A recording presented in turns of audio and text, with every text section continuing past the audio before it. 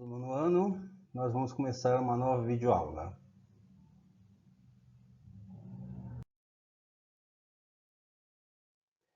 Nessa videoaula, nós vamos estar falando sobre o átomo.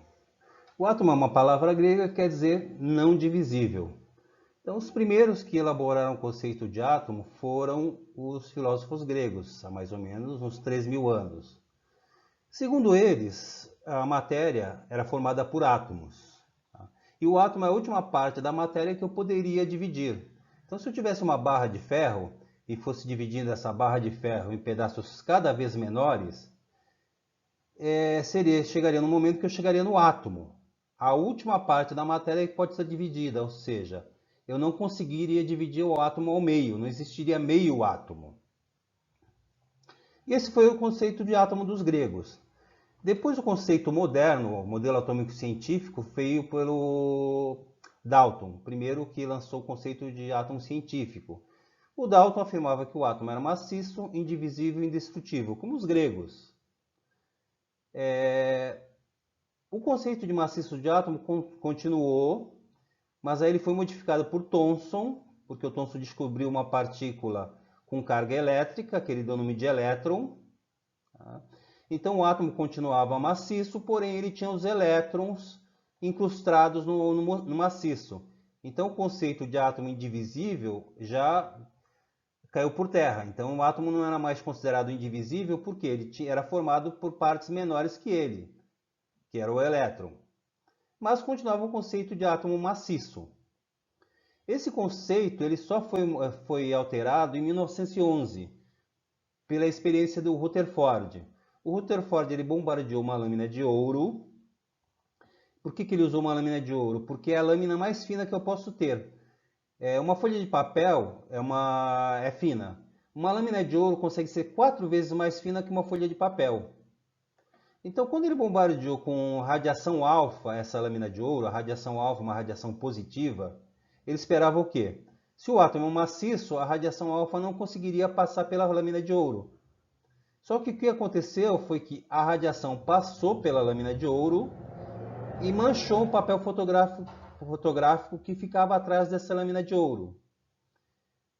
O que levou o Rutherford a elaborar um novo conceito de átomo que não era mais maciço, o átomo era um grande vazio e ele tinha no centro o núcleo do átomo. Esse núcleo seria positivo. E girando em torno desse núcleo teríamos sim os elétrons, que já se conhecia, já se sabia a existência deles. Os elétrons girariam em torno do núcleo. Esse modelo até foi chamado de modelo sistema solar, porque ele lembra o sistema solar. No sistema solar você tem o Sol no centro e girando em torno do Sol você tem os planetas. Então o átomo do Rutherford foi chamado modelo sistema solar. Tem um núcleo no centro e girando em torno desse núcleo os elétrons. Existia uma falha no modelo do Rutherford que seria o seguinte: os elétrons, eles para não serem atraídos pelo núcleo, porque positivo atrai negativo, eles têm que girar em torno do núcleo, que nem a Terra gira em torno do Sol. Se a Terra parar de girar, ela é atraída pela gravidade do Sol. E o Rutherford colocou que os elétrons giram em torno do núcleo para não serem atraídos pelo núcleo.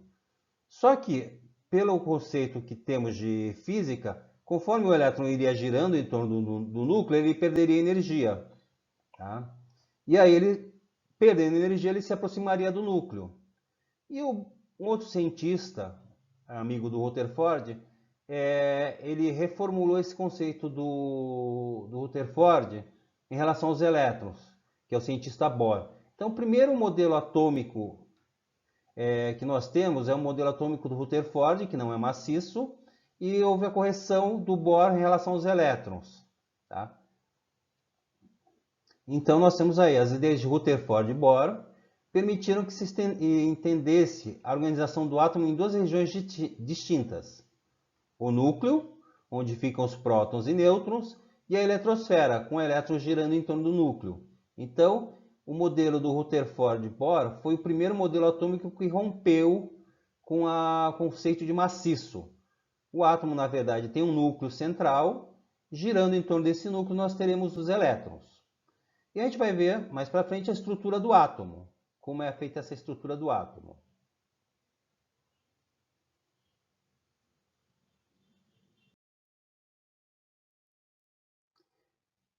Então a gente vai ver agora o átomo com as suas duas regiões, núcleo e eletrosfera. Então vocês estão vendo em vermelho, as esferas em vermelho são o núcleo, girando em torno do núcleo nós temos os elétrons, que são as esferas azuis. Então esse foi o primeiro modelo atômico do Rutherford a dividir o átomo em duas regiões, núcleo e eletrosfera. E a gente agora vai estudar a estrutura do átomo, como é o núcleo e como é a eletrosfera.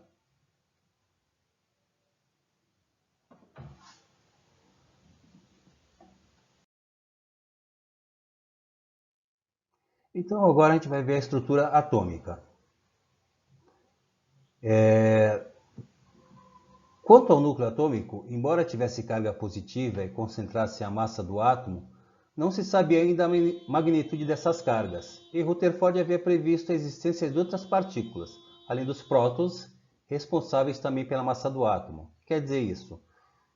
O Rutherford deduziu que o núcleo tinha cargas positivas, uma vez que a radiação alfa, que foi a radiação que bombardeou a lâmina de ouro, também era positiva. E como a radiação alfa, quando chegou próximo ao núcleo, ela foi afastada, ela foi repelida, então significava que o núcleo também era positivo, que cargas iguais se repelem. Então a dedução foi que o núcleo tinha cargas positivas e ele chama essas partículas positivas de próton. A carga positiva do núcleo dos átomos é devida aos prótons, cuja existência foi evidenciada experimentalmente por Rutherford em 1911. Ele obteve por meio de cálculos a carga nuclear de alguns elementos e constatou que os valores encontrados eram aproximadamente a metade do valor da massa atômica relativa do elemento correspondente. O que significa isso? Já se conhecia na época a massa atômica, que era o peso do átomo. Não que conseguisse pesar o átomo, mas em relação aos outros átomos. Então, por exemplo, o átomo de hélio teria peso 1, massa atômica 1. O átomo de hidrogênio teria massa atômica 1. O átomo de hélio, que seria o átomo seguinte, tem massa atômica 2. O átomo do lítio tem massa atômica 3. Ou seja, essa massa atômica servia para dizer quanto que o átomo era mais pesado em relação ao outro. O Rutherford descobriu que a quantidade de prótons que tinha no núcleo era metade da massa atômica. Tá? Então, se o átomo tinha massa atômica 4, ele tinha 2 prótons. Se ele tinha massa atômica 6, ele tinha 3 prótons. Então, o Rutherford deduziu que a quantidade de cargas positivas era metade da massa atômica do átomo. Então, o Rutherford deduziu, mas não provou, ele deduziu que existia uma outra partícula além do próton. Ele chamou essa partícula de nêutron. Seria uma partícula do mesmo tamanho do próton, da mesma massa do próton, só que não teria carga elétrica. O próton tem carga elétrica positiva, o nêutron não teria carga elétrica. Tá? Então, na estrutura do átomo, o núcleo teria duas partículas, prótons e nêutrons. Prótons com carga positiva e nêutrons, partículas sem cargas.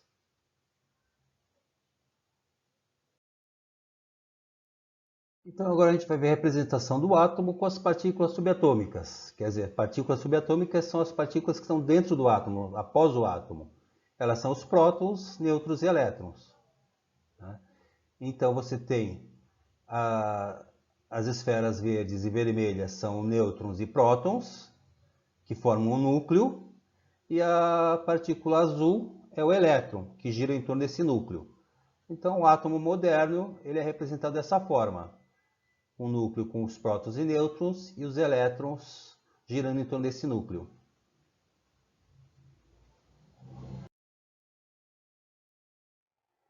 Continuando a falar sobre o átomo, a gente vai falar agora sobre um conceito que é o conceito de número atômico. Então, por volta de 1914, um jovem cientista, Henry Moseley, quando estudava os raios-x, verificou experimentalmente ser possível associar a cada elemento um valor que representava a carga nuclear e que correspondia ao número de ordem do elemento na tabela periódica de Mendeleev. Então já existia a tabela periódica e essa tabela periódica estava organizada em ordem de massa atômica. O que tinha menor massa atômica daquele que tinha maior massa atômica. O Moseley, ele conseguiu perceber o seguinte, que o número atômico, ou seja, o número de cargas positivas do átomo, o número de prótons, ele ia crescendo que nem a massa atômica. Então, tem o elemento químico massa atômica 1, eu tinha um próton. Tá? Aí, partia para a massa atômica seguinte, ele tinha 2 prótons. Para o átomo seguinte, com massa atômica 6, ele tinha 3 prótons. Então ele percebeu uma correspondência entre a massa atômica do átomo e o número atômico. Ou seja, o número atômico não, desculpe, o número de prótons. Ou seja, da forma que a tabela periódica de Mendeleev estava organizada por massa atômica, ela podia ser organizada por número atômico, ou seja, pelo número de prótons do átomo. Isso corrigiu certas falhas na tabela periódica do Mendeleev. O número atômico conseguiu organizar a tabela periódica sem falhas. Esse número atômico, o que ele é? Ele representa o número de prótons do elemento químico, ou seja, do átomo. Quantos prótons o átomo possui. E a gente agora vai ver como se calcula o número atômico.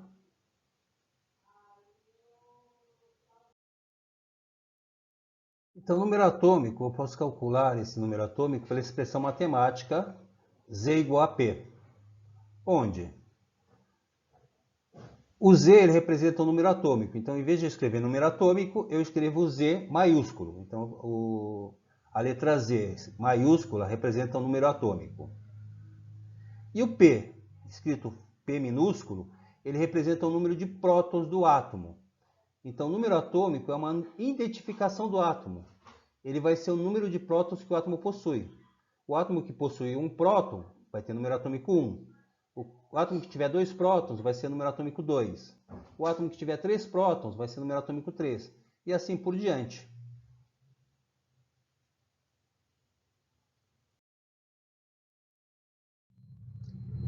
Um outro conceito ligado ao núcleo do átomo é o número de massa. Tá? Então, qual é a massa do átomo? Qual é a massa do núcleo do átomo? Tá? Então, a questão da massa nuclear só foi resolvida em 1932, 20 anos depois das ideias apresentadas por Rutherford sobre a estrutura do átomo. O cientista inglês James Chadwick, estudando o bombardeamento de átomos com partículas alfa, descobriu os nêutrons, partículas constituintes do núcleo atômico, desprovidas de carga elétrica e com massa igual à do próton. A questão da massa nuclear apresentada por Rutherford havia assim sido solucionada.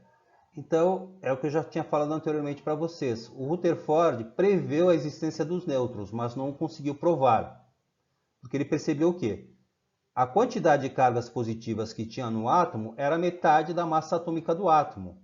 Então, além dos prótons positivos, deveria ter também uma partícula desprovida de carga, que era o nêutron. E ele só foi provada a existência do nêutron em 1932, pelo Chadwick. Então, o número de massa do átomo ele é total de prótons e de nêutrons no núcleo. Ele é chamado de número de massa do átomo. Tá? Por que número de massa do átomo e não número de massa do núcleo? Tá? Porque afinal, prótons e nêutrons estão no núcleo. Porque os elétrons são extremamente pequenos em relação aos prótons e os nêutrons. Quem tem realmente peso, quem tem massa no átomo são os prótons e nêutrons. Então, o número de massa do átomo é a soma de prótons e nêutrons que o átomo possui.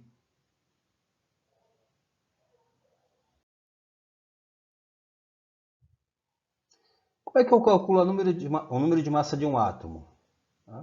Eu calculo através da expressão matemática A igual a P mais N. Onde o A maiúsculo é o número de massa do átomo.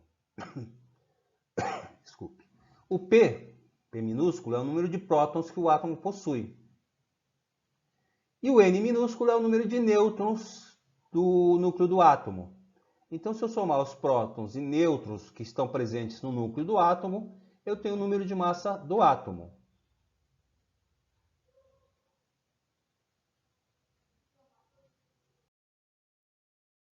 A gente vai falar sobre a eletrosfera. Quem modificou o conceito de eletrosfera do átomo de Rutherford foi Bohr. Então, Bohr percebeu que a energia dos elétrons não é emitida de maneira contínua, como era esperado segundo os conhecimentos da época, mas que eles emitem ou absorvem certos valores de energia apenas quando mudam de órbita. O Rutherford disse que os elétrons tinham uma órbita fixa. Eles giravam em torno do núcleo porque eles não seriam atraídos pelo núcleo. Uma vez que o núcleo é positivo, os elétrons negativos, os elétrons seriam atraídos pelo núcleo. Isso não acontece porque os elétrons giram em torno do núcleo, que nem a Terra gira em torno do Sol, para não ser atraída pelo Sol. Só que, segundo o conhecimento da época, conforme os elétrons iam girando, iam perdendo energia. E aí, com essa perda de energia, eles seriam gradativamente atraídos pelo núcleo. O Bohr ele reformulou esse conceito.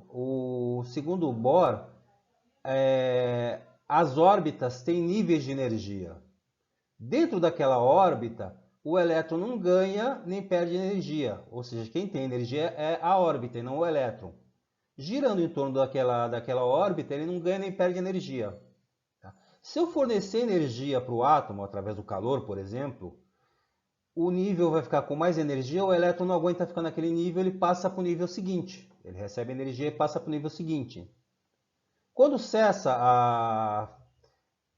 a energia, a fonte de energia, o elétron retorna para o nível dele. Quando ele retorna, ele devolve essa energia que ele absorveu na forma de luz. Tá? Então o Bohr ele conseguiu explicar o movimento dos elétrons. Então, dentro da sua órbita, o elétron não ganha nem perde energia. Somente se ele receber energia, ele passa para uma outra órbita. E aí, quando ele retorna à órbita dele, ele devolve essa energia na forma de luz.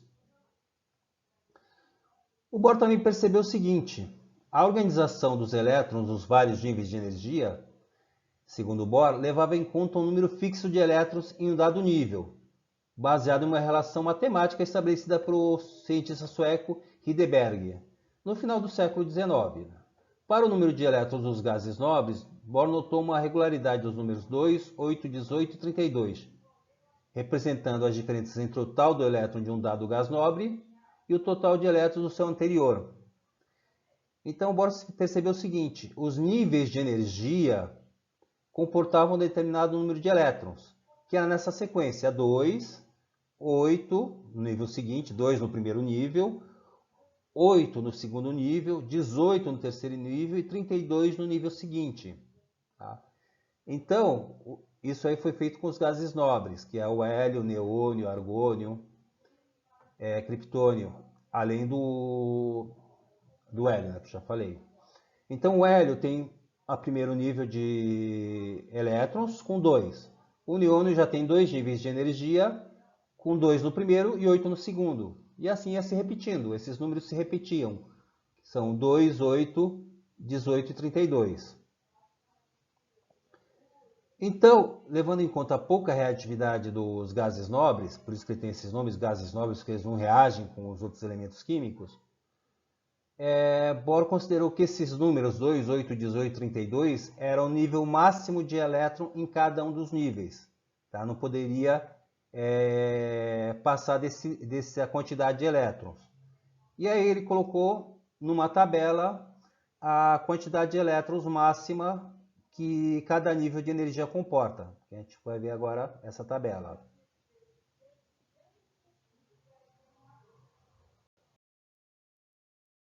Vamos ver a distribuição dos elétrons, distribuição eletrônica, segundo o modelo de Bohr. Então, nós teríamos os níveis de energia, que vai do 1 ao 7. O 1 é o menos energético, o 7 é o mais energético. Cada nível corresponde a uma camada, então as camadas vão se sucedendo uma sobre a outra, como se fosse uma cebola, né? Em que você tem várias camadas. Tá? E aqui, no número máximo de elétrons, é quantos elétrons cabem em cada uma dessas camadas.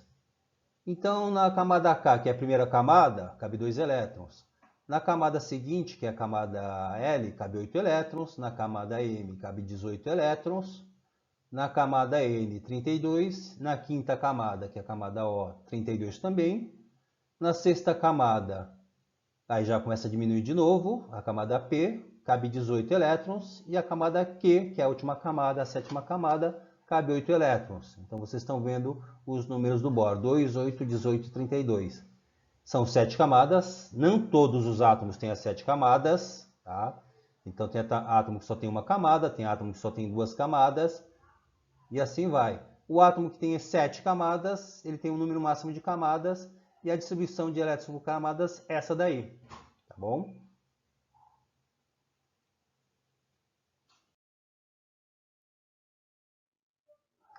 Então, recapitulando, nós temos o modelo atômico. No modelo atômico atual, nós temos o núcleo, que é a região central do átomo. Esse núcleo tem partículas positivas, que são chamadas de prótons, partículas sem carga, que são os nêutrons, e girando em torno desse átomo, eu tenho os elétrons. Tá? A massa total do átomo, o peso do átomo está no núcleo. Por quê? Os elétrons que giram em torno do núcleo são bem menores do que os prótons e os nêutrons. Então, a massa total do átomo está no núcleo. O volume do átomo, que é a área que o átomo ocupa, é determinado pela eletrosfera. Então, a última camada do átomo é o volume total do átomo. Tá? Eu tenho as primeiras camadas, né? Em torno desse núcleo, depois eu vou tendo outras camadas, outras órbitas, e aqui vocês estão vendo eu tenho 3 camadas, esse átomo. Tá?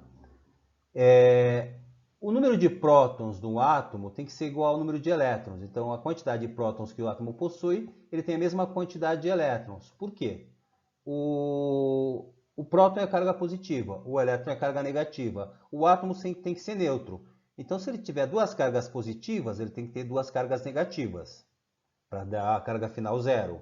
Se ele tem 3 cargas positivas, ele tem que ter 3 cargas negativas para a carga final ser 0. Então, o número de prótons que o átomo possui é o mesmo número de elétrons. Tá? O número de nêutrons que o átomo possui tem que ser igual ao número de prótons ou maior. Por que igual ou maior? Quem dá estabilidade ao núcleo são os prótons, porque quem dá estabilidade ao núcleo são os nêutrons, porque os prótons são cargas positivas. Cargas de sinais iguais se repelem. Então, o que evita que o núcleo se desfaça, que o núcleo seja repelido os prótons, é justamente o nêutron. O nêutron que mantém o núcleo coeso. Se não tivesse o nêutron, o núcleo ia se desfazer. Então, o nêutron está em quantidades iguais aos prótons ou em quantidade superior justamente para dar estabilidade ao núcleo. Tá? O número atômico do átomo, o número que identifica o átomo é o número de prótons. Tá? Então, quantos prótons o átomo possui é o número atômico dele. E o número de massa indica qual é a massa do átomo, qual é o peso do átomo, que são a soma dos prótons e nêutrons do núcleo. Tá? Porque os elétrons são bem menores que os prótons e nêutrons. Vocês podem ver aqui, os elétrons têm um tamanho menor que os prótons e nêutrons. Na verdade, o elétron é 1.800 vezes menor que o próton e nêutron.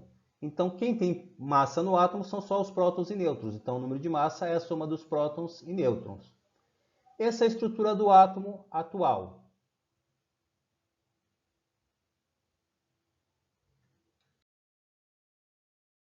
Então, essa foi a nossa aula sobre átomos. Tá? Vocês vão ter agora, além da aula, depois o roteiro de estudo para responder os exercícios. E aí a gente vai depois, quando dar continuidade, falar sobre elementos químicos. Então, até a nossa próxima aula.